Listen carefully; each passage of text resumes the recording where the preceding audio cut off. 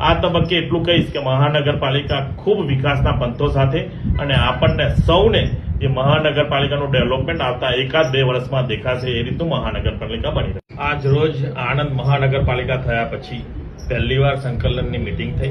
Municipal કમિશનરના નેતૃત્વમાં થઈ. મારી સાથે આણંદના ધારાસભ્ય આદરણીય યોગેશભાઈ, મ્યુનિસિપલ કમિશનરના બધા જ અધિકારીશ્રીઓ, ખૂબ સારી મીટિંગ થઈ, ખૂબ વિસ્તૃત ચર્ચા થઈ છે. 3-4 પોઈન્ટ એમાંથી તમને જે અગત્યના હતા એની માહિતી આપી કે આણંદ જિલ્લો સરદાર સાહેબની કર્મભૂમિ, કરમસદ ખાતે સરદાર સાહેબનું જે ઐતિહાસિક મકાન છે, મકાનને સાંસ્કૃતિક મકાન સારામાં સારું ડેવલપમેન્ટ થાય ત્યાં જોવા આવી રહ્યા છે.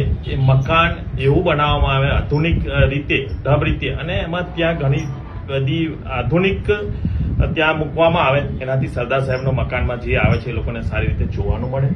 બીજું કે જે ફેરિયાઓ છે એમની માટે, જે લારી પર જે વેચી રહ્યા છે એમની માટે સરકારી પ્લોટમાં એમને સારી રીતે ત્યાં આગળ પોતે ધંધા કરી શકે, રોજગારી મેળવી શકે એ માટેનું બનાવવા માટેની એક મારી રજૂઆત હતી. મારી સાથે ધારાસભ્ય છે એમને પણ ઘણી બધી રજૂઆતો કરેલી છે, એ પણ આપણને સૌને કહેશે. જે રસ્તાઓ તૂટી ગયા છે, જ્યાં ગટર બનાવવામાં આવી છે, ઘણા બધા રસ્તાઓ તૂટી ગયા છે, રસ્તાઓની રીસફલિંગ જલ્દીમાં જલ્દી ચોમાસા પહેલા થાય એ માટેની રજૂઆત કરવામાં આવી છે. બીજું કે એક આણંદ મહાનગરપાલિકા થયું છે, ઐતિહાસિક જગ્યાઓ પર સારામાં સારું ડેવલપમેન્ટ થાય એની પણ રજૂઆતો કરવામાં આવી છે કે જે તળાવ છે એ તળાવમાં જેવું અમદાવાદમાં તળાવ ડેવલપમેન્ટ થયેલું છે એ રીતનું અહીંયા ગોયા તળાવ પણ ખૂબ સારી રીતે બની શકે. ત્યાં આગળ આપણે જે પ્રવાસીઓ આવે છે એ લોકોને પણ સારામાં સારું ત્યાં આગળ ડેવલપમેન્ટથી ત્યાં આગળ આવે. ઓક્સિજન પાર્ક બનાવવા માટેની પણ રજૂઆત કરવામાં આવી છે. ઘણી બધી રજૂઆતો ત્યાં કરવામાં આવી છે.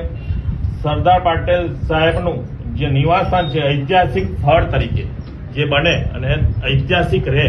સરદાર સાહેબ આપણા માટે આટલું બધું કામ કરીને ગયા છે અને જ્યારે મોદી સાહેબે અહીંયા બનાવ્યું છે સરદાર સાહેબની જે મૂર્તિ બનાવી છે અને ઐતિહાસિક મૂર્તિ બનાવી છે એમની, તો એ રીતનું પણ આપણું અહીંયા ડેવલપમેન્ટ થાય. આવા ઘણા બધા પ્રશ્નોની રજૂઆત કરી છે.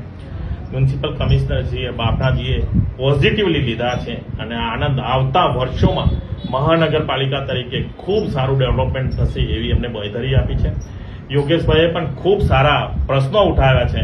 એ પ્રશ્નોની માટે પણ એમને પોઝિટિવ બધી જ રીતે ડેવલપમેન્ટ થઈ શકે એ રીતનું કહ્યું છે. મેં એક બીજું કહ્યું છે કે જે તુલસી ગન્નાળું છે એ પછી જે રસ્તો છે જે ત્યાં સિંચાઈની આવેલી છે, કેનાલ આવેલી છે, કેનાલ ઉપર એક રસ્તો બને ને સીધું અહીંયાથી જેને જવું હોય હાઈવે